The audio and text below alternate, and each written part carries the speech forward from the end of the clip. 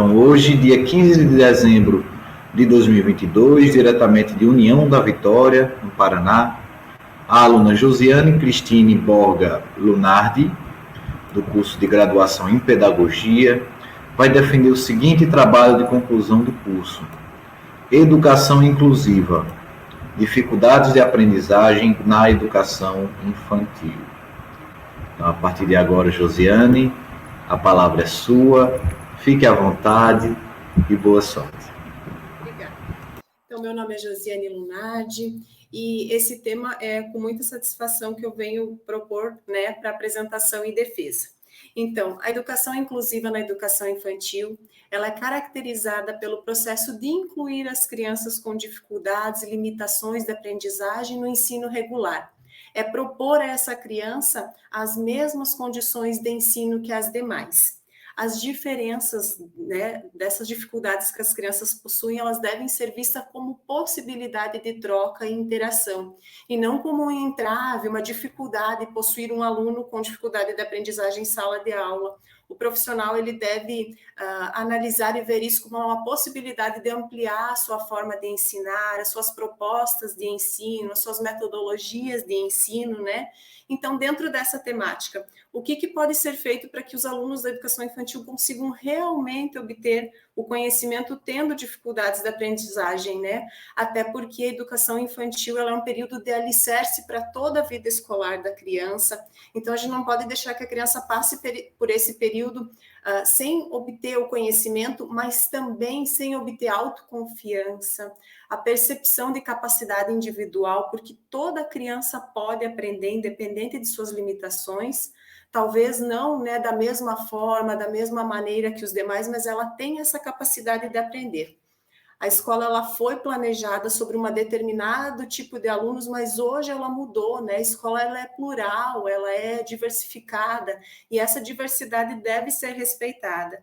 Até porque eu acredito que toda vez que você possui um aluno com dificuldade de aprendizagem dentro da sala, você pode ensinar aos demais o sentido de coletividade, respeito às diferenças, valorização às diferenças, que hoje a gente vive numa sociedade tão escassa de respeito e valorização a opiniões divergentes das nossas, né? Então, essa estrutura deve ser dada desde a educação infantil. Então, para a criança poder aprender na educação infantil, o espaço deve ser acolhedor, deve ser propício, deve ser incluso, porque não tem como ensinar as crianças, né? Elas aprendem por pares, elas aprendem olhando muito o que os outros fazem, né? A educação infantil é uma fase de reflexo, ela vê o outro fazer e ela aprende. Então, esse ambiente deve ser propício. Então, contextualizando todo esse tema, tantas vertentes sobre a educação infantil têm surgido, talvez pelo fato de somente falar sobre diversidade ou possuir uma criança com limitação dentro da sala não quer dizer que ela esteja aprendendo, né? A premissa de ter uma criança com limitação dentro da sala não requer, não pressupõe que o conhecimento esteja sendo adquirido. Então, quais as ações metodológicas devem ser feitas para que esse conhecimento possa ser adquirido, né?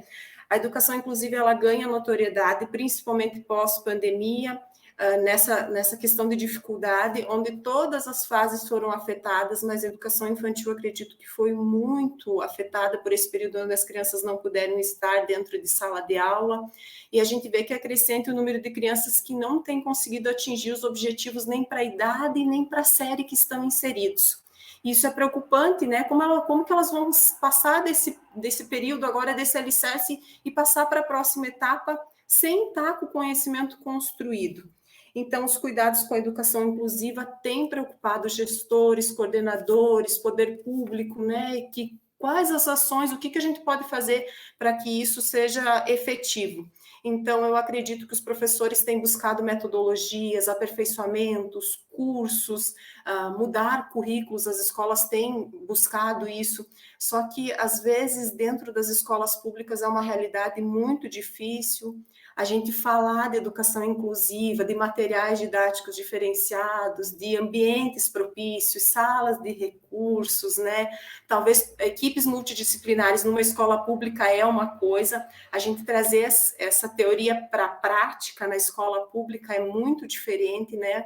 Muitas vezes a gente sabe que os professores contam com poucos recursos, quem dirá com recursos extras para fazer uma atividade diferenciada. Muitas vezes são mais que uma criança com diferentes tipos de limitações na mesma sala para um professor só atender. Então, é um tema muito difícil, né? A gente sabe que para a escola pública, as escolas particulares contam com recursos maiores, mas na escola pública é uma realidade ainda muito difícil. Então, a problemática para esse artigo foi: quais práticas pedagógicas e ações podem ser realizadas para que o processo seja realmente inclusivo, mas efetivo de aprendizagem. Eu escolhi como objetivo geral, descrever a prática de inclusão na educação infantil, e os 3 objetivos específicos foram fundamentar o tema educação inclusiva, compreender a realidade inclusiva e analisar e propor soluções para essa problemática. A metodologia desse artigo, ela foi uma estratégia de pesquisa exploratória, com base qualitativa e documental. Graças a Deus a gente conta com a internet hoje, é um campo extremamente vasto, então a pesquisa foi ampla em teses, artigos, né? E eu trouxe para essa apresentação alguns autores que embasaram o meu trabalho, mas foram vários, e eu gostaria de ler 3 citações. Então, eu tenho Magalhães, Mantoan, Stanhope, Mendes e Carvalho, mas foram vários. Bons mediadores de classe são fruto de aprendizagem, eles não nascem bons, Steinbach. A inclusão é uma consequência de um esforço de atualização e reestruturação das condições de ensino, Mantoan. É preciso modificar a concepção de ensinar e aprender, buscando metodologias que fomentem a diversidade. Essa é uma fala de Magalhães.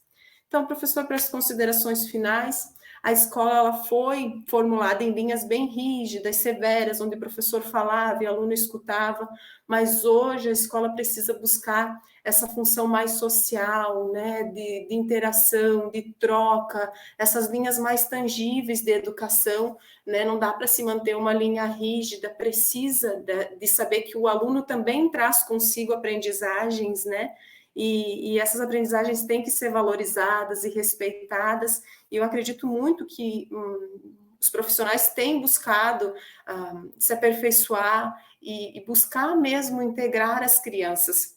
Então, a inclusão, eu acredito que ela é um grande desafio a ser vencido ainda, pois ela perpassa tudo isso de ter esses espaços físicos, essas metodologias, ela precisa de profissionais. Não existe uma fórmula mágica para você ir lá e trabalhar com educação infantil e trabalhar com dificuldade de aprendizagem na educação infantil, né?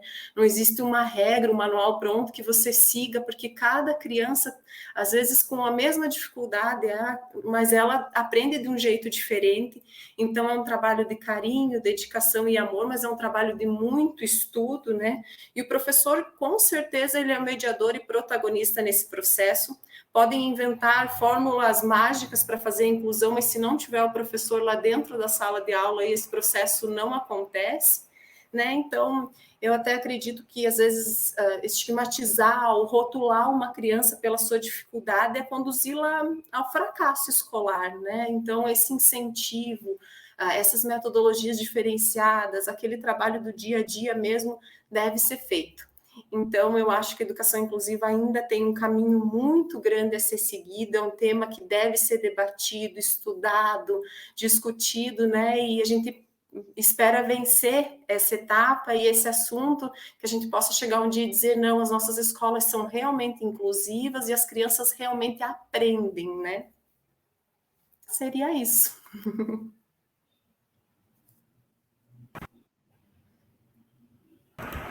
Agora, travou aqui, não consegui desbloquear o microfone.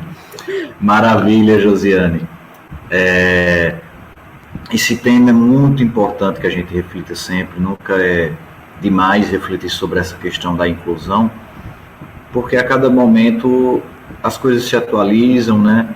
Novos diagnósticos, novas possibilidades de tratamento e possibilidades também de trabalhar educacionalmente falando com essas crianças, né? Respeitando, claro, cada uma das suas especificidades. Então, se a gente pensa 15 anos atrás, né, não precisa nem tão longe, como era que o autismo, por exemplo, era visto em sala de aula e abordado como as crianças com TDAH, hiperatividade, etc. eram tratadas eram muito diferentes das possibilidades que temos hoje, né? Então, tudo isso surgiu a partir fruto dessa reflexão, né, que a gente vai fazendo, junto com a ciência. O que a gente faz também é ciência, né? Afinal de contas, exatamente, afinal de contas a gente segue também protocolos, você vê aqui, ó, inclusive tecnicamente foi muito bem, porque você seguiu todos esses protocolos científicos, né, passando por esses itens obrigatórios do trabalho de pesquisa, que é os objetivos, justificativa, metodologia. Isso faz com que seu trabalho e os trabalhos dos alunos de graduação sejam ciência, porque a gente segue um método científico, né? Então, assim, quando eu falo de mão dadas com a ciência, eu falo com a ciência médica, né? Então, assim, com a medicina, a pedagogia, a psicopedagogia, tem que estar de mão dada, a psicologia, tem que estar todo mundo de mão dadas aí, para tentar melhorar essa questão do tratamento dessas crianças, de como elas devem ser abordadas em sala de aula, como é que deve ser o trabalho, e com isso o seu trabalho ele ganha uma riqueza justamente por se preocupar com essa questão. Então você trabalha muito bem a teoria e traz um tema prático, porque é um tema que nós estamos vivendo na ordem do dia, né? Então, que é essa questão da inclusão. Você também expôs com muita desenvoltura, respeitou o tempo proposto, né? E apresentou com uma competência tão acima da média, que não me deixou com nenhuma dúvida, né? Não me deixou com nenhum senão a apontar. Então, só tenho a dizer, Josiane, que seu trabalho foi aprovado, e foi aprovado com a nota máxima, com 10, que é a nota que você merece. Gratidão, muito obrigada. Maravilha, Josiane. Não precisa nem agradecer, de fato, isso é uma conquista sua, né? Você fez um trabalho muito bom, né? Você fez um trabalho preocupada com essas questões que só quem está em sala de aula sabe, né? E preocupado em trazer a solução, né? Não é um trabalho só onde aponta os problemas, mas também aponta possíveis soluções, não é isso?